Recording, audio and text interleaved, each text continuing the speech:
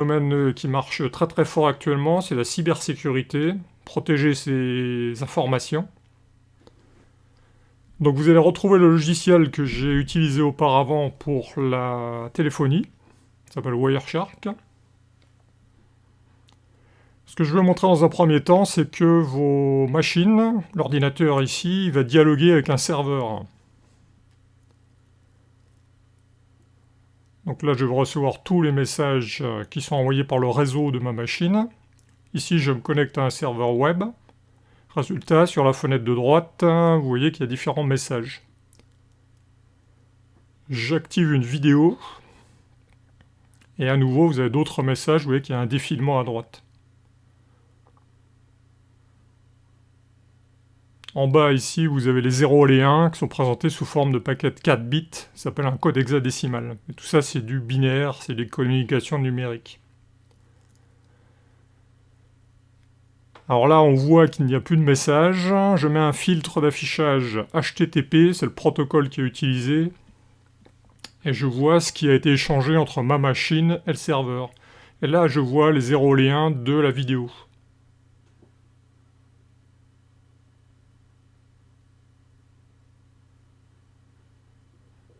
Donc maintenant, pourquoi est-ce que je n'avais plus de message? Parce qu'en fait, on avait rempli les mémoires, ça s'appelle le cache.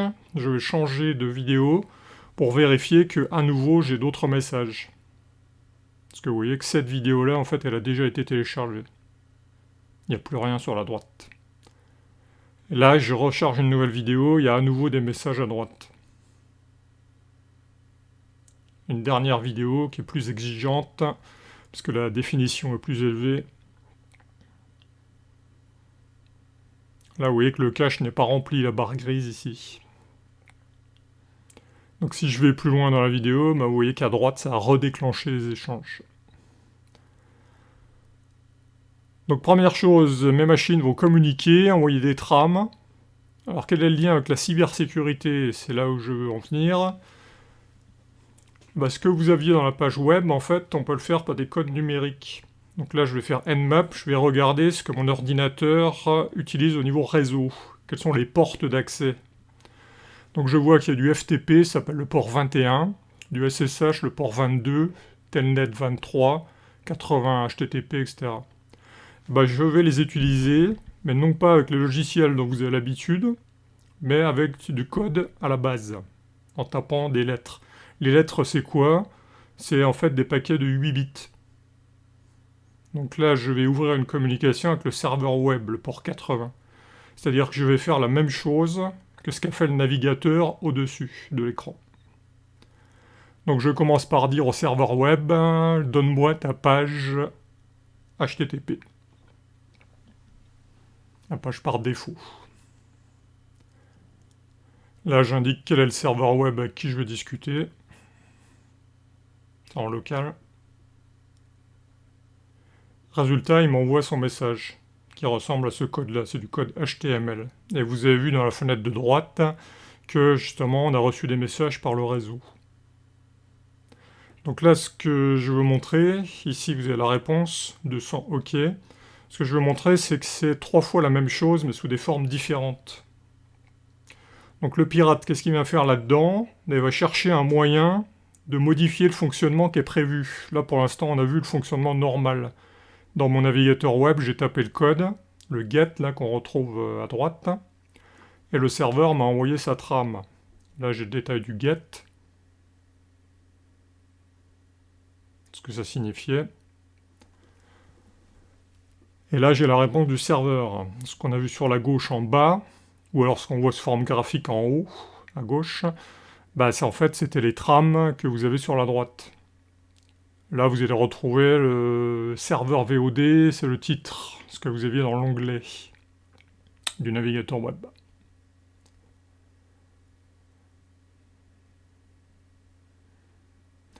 Donc en fait, le système, il reçoit les messages que je suis en train de montrer et il les interprète pour les afficher.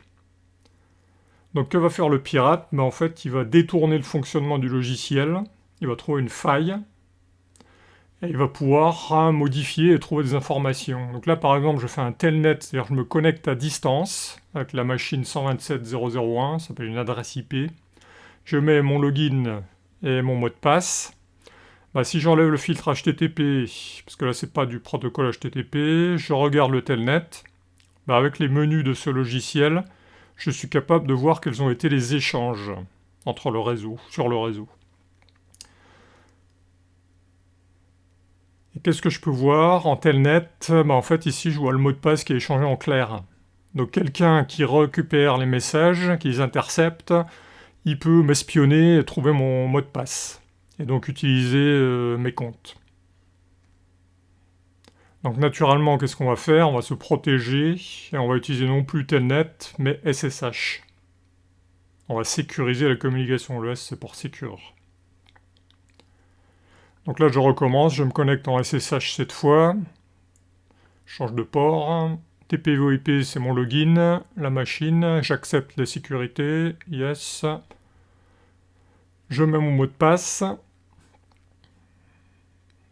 Donc à nouveau, je suis connecté sur la machine distante. Là, j'ai les échanges en SSH. Je refais l'analyse de la communication. Sauf que là, vous voyez en bas, c'est du charabia. Ça n'a plus de sens. On ne voit plus mon mot de passe TPVoIP.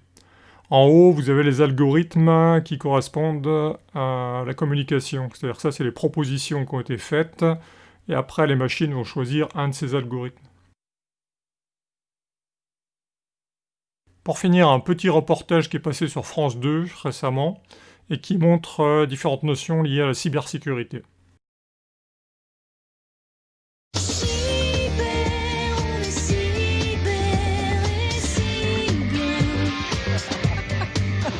Bienvenue si vous nous rejoignez, c'est le Télématin du 19 octobre. Sophie faisait bravo, bravo. Oui, parce qu'avec Sophie Pigalle, on va parler emploi et on va vous dire qu'en ce moment, vous l'ignoriez peut-être, donc c'est le mois d'octobre, c'est le mois européen contre la cybersécurité, enfin pour la cybersécurité, pour prévenir. Voilà, pour prévenir contre toutes ces menaces, parce que c'est vrai qu'on est de plus en plus connectés, Sophie, on est d'accord. Oui.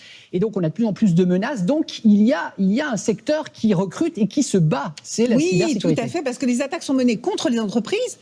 Ok, ce sont des rançongiciels qu'on leur adresse. Ouais. Donc, effectivement, on pique leurs données et on leur donne uniquement s'il y a versement d'argent.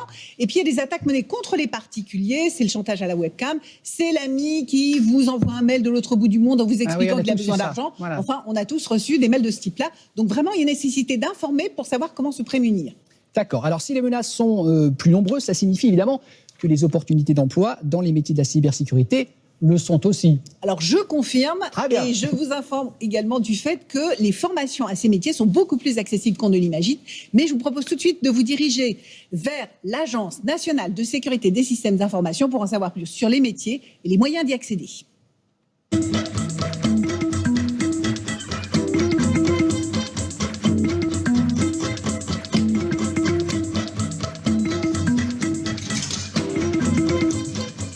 Alors je vous emmène au cœur de l'ANSSI, où travaillent nos experts pour protéger les administrations et les entreprises les plus sensibles.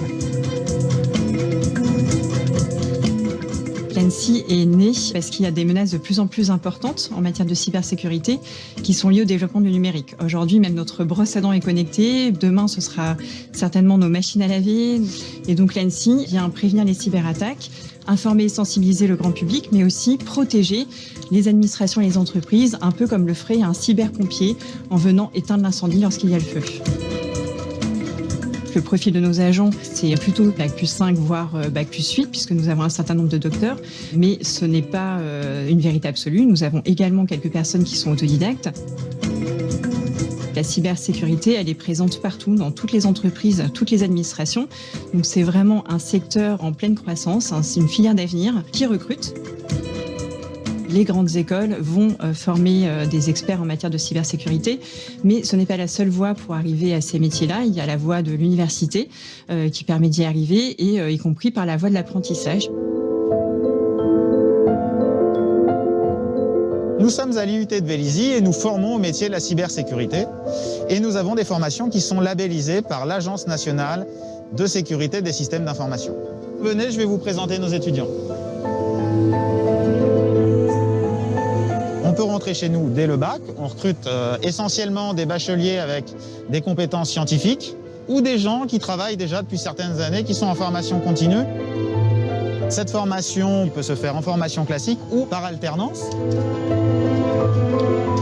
Sur quoi vous êtes en train de travailler là? Je configure un réseau. Je suis en première année de DUT réseau et télécommunications. Mon objectif, c'est de faire 2 années en DUT réseau télécommunications et poursuivre sur une école d'ingénieur ensuite. Pas attendu. Il faut faire ça. Le monde de l'informatique, c'est quelque chose qui me passionne depuis très longtemps. J'ai travaillé pendant 15 ans en tant que chargé d'affaires. Dans un premier temps, mon but, c'est d'acquérir vraiment des connaissances qui peuvent me permettre d'être employé et pourquoi pas par la suite lancer ma propre entreprise. Après notre formation, 50% des jeunes s'insèrent dans la vie professionnelle. Il n'y a vraiment aucun souci d'emploi puisque c'est un métier vraiment d'avenir. Et puis 50% vont continuer leurs études, soit en école d'ingénieur, soit en master, pour se spécialiser dans un domaine de la cybersécurité, car c'est un domaine très vaste.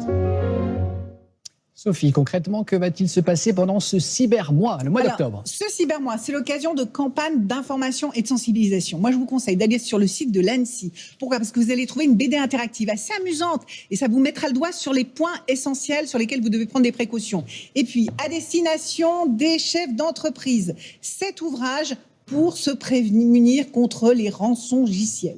Très bien, Sophie. Quand vous recevez un mail avec 10 fautes d'orthographe de quelqu'un qui est censé être votre ami... Mais maintenant, ils sont super bien faits. Bah oui, faites attention. Ah bon? Ah non, maintenant, ils sont remarquablement bien faits. C'est ça la difficulté. Bon, vigilance quand même. Merci beaucoup. Sophie, on va parler météo avec Valérie.